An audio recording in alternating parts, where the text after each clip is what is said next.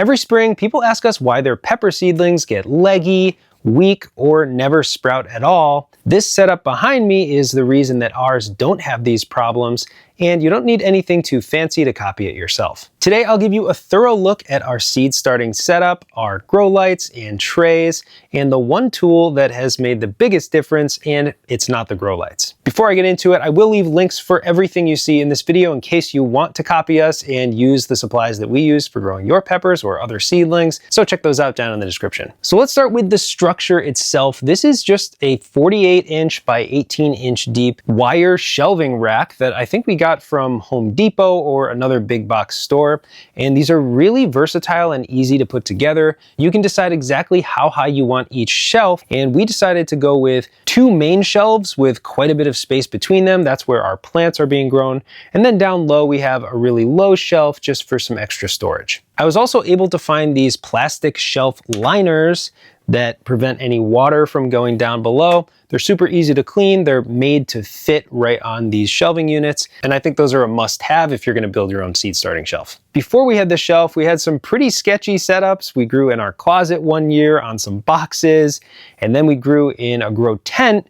And that's pretty good, but you have to unzip it and get inside of there. This has been my favorite by far, so if you have the space for it, I definitely recommend it. Now, if all this sounds like too much for you and you want to keep things relatively simple, you can just buy live pepper seedlings online from the sponsor of this video, chiliplants.com. They ship live plants to your doorstep with an amazingly secure packaging system that keeps the plants nice and safe, and they arrive in perfect condition, ready to be transplanted right into the garden. What's even better is they have a huge selection of peppers to choose from, hundreds of different varieties, so you can really get some rare and unique pepper varieties into your garden without having to start from seed. So this is just a great resource if maybe you missed your planting date or some of your seedlings aren't doing too well. You can get some healthy seedlings shipped straight to you. Last year, we grew a dozen plants from them, and they grew amazingly well in containers and in the ground. So go check out what chiliplants.com has to offer down at the first link in the description. Now let me take you down a shelf to talk about grow lights. So we do have a couple grow lights on the top shelf, and I'll tell you a little bit about those, but I wanted to come down here because this grow light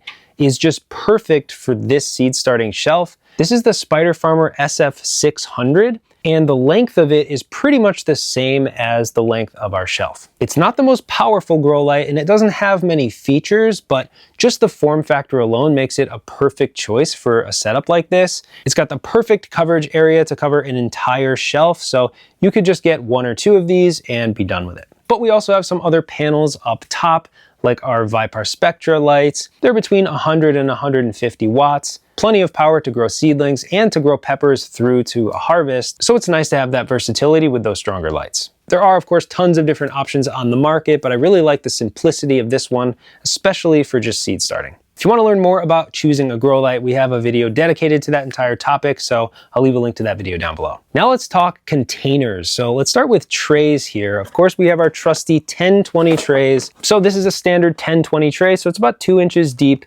10 inches wide and 20 inches long. And these are just a staple. So 4 of them can fit this way on each shelf, or you can do 2 the long way if you want to get a little bit closer to the center. But these are just so nice for moving plants around. They're super sturdy and long lasting. I think our oldest ones of these are like 6 or 7 years old at this point. Once the peppers are up potted, then these hold 18 plants. So you can transport 18 of them outdoors when you start hardening off, move them into the garden. It's just really nice to have a simple tray system to use.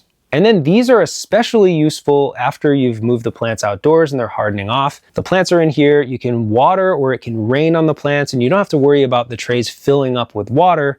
It just drains out the bottom. And then if you do need to bring them back indoors, you can just slot it right into another 10-20 tray and bring both of them indoors like that. After you get back outside, pop them out, and you're good to go. I really like these, and I don't think we're gonna go back. I think these are a staple going forward. And of course, all of the pots that we use to grow our plants. So we have 6-cell trays, 4-cell trays, which are deeper and bigger. And then we have 3.3-inch pots and 5-inch pots. These are all super sturdy and colorful, obviously, but we also have these older pots that we used to use. They're a lot more flimsy, but some of them are still kicking, and these are good to have as a backup. One thing I'm interested in testing out is whether it makes more sense to start our peppers in 6 cells or 4 cells. You can see these are much, much deeper, quite a bit wider as well. So you can leave these in the 4 cells for a lot longer before needing to transplant them. I think it really comes down to how many plants you want to start, because you can fit a lot more using these. But if you don't have too many plants to start, it might make more sense to just start here and then transplant right up into 5-inch containers and then go outside from there. You could start your pepper seeds directly in 3-inch pots, maybe even 5-inch pots if you just have a handful of plants and don't mind taking up a bunch of space from the get-go. These containers are perfectly fine to start seeds in. And I'll mention this while we're down here because we do have a fan at each level here. These small fans just clip on to the sidebars and we turn them on as needed. You can also plug them into your timers if you want to. Have them go off at night when the lights go out and come back on when the lights turn on in the morning. But this is really important and super simple as well. It helps strengthen the seedling stems when they're really young, and that air movement can help reduce issues like edema, which is really common. Now I want to share some of the most useful tools that we use when we're starting our seeds indoors, starting with the seed heating mat. If you've watched our channel for any amount of time, you know a seed heating mat makes a huge difference in how quickly your seeds will germinate. It can improve your germination rates. Basically, it sits below your trays and it gently heats up the soil from below, making your peppers sprout faster. We have 2 of these. There's one under here. It's not currently on, by the way. We don't use the seed heating mat to warm the soil after the plants have sprouted. It's really just for germination. So if you're having trouble with your seeds germinating, this is the first thing that I'd recommend: applying some warmth. Next up, these are some of our outlet timers, and if you're going to use grow lights, unfortunately, none of the grow lights that we have built-in timers. I think this is a huge oversight from the manufacturers of LED grow lights. I'd love to have a unit with a built-in timer on the side, and I'd also like to be able to turn off my grow lights. Only some of them are able to be turned off on the unit without unplugging it. Anyway, we use outlet timers because they make it really easy to set your lighting schedule. We usually do 15 or 16 hours on and then 8 or 9 hours off overnight. And this is probably my favorite just because it has water resistance. It's not really waterproof, but it has this protective covering. And there is watering going on, obviously, when you have plants, so it's nice to have a little bit of extra safety there.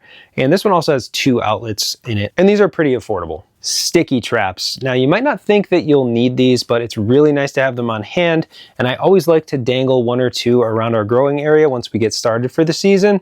And these in particular from Catchmaster are super, super sticky, and you really want to get the stickiest ones possible, because if they're not sticky enough, the flies and other pests can land on them and then just fly away, and that defeats the whole purpose. So I'll definitely link these down below. But the idea here is to just monitor and see if there are any pests in your growing space. If you see a single aphid, that means that you have an aphid problem indoors and you need to deal with it right away. So just having a simple monitoring system is really important. Now for the tool that we got pretty recently that I think has made the biggest difference in seed starting, and it really makes things easier than anything else, and it's this sprayer from Venus. And it's really just a pump sprayer. So you pump it and build a little bit of pressure inside, and then you can spray water out by just pushing down on the thumb trigger there, and then you can relieve the pressure when you're done. It's just such a game changer for me. You may be laughing at me right now, but this just makes it so much easier to keep your seeds moist when you're germinating.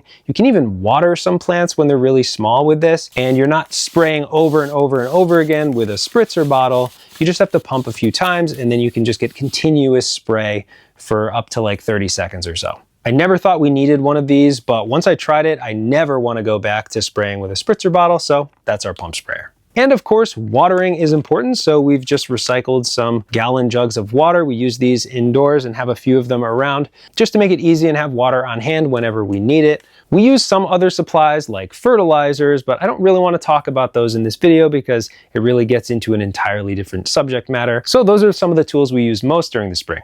Having a solid indoor setup for starting your seedlings can make a huge difference in the long run. So I hope you could pick something out of this video to help improve your setup.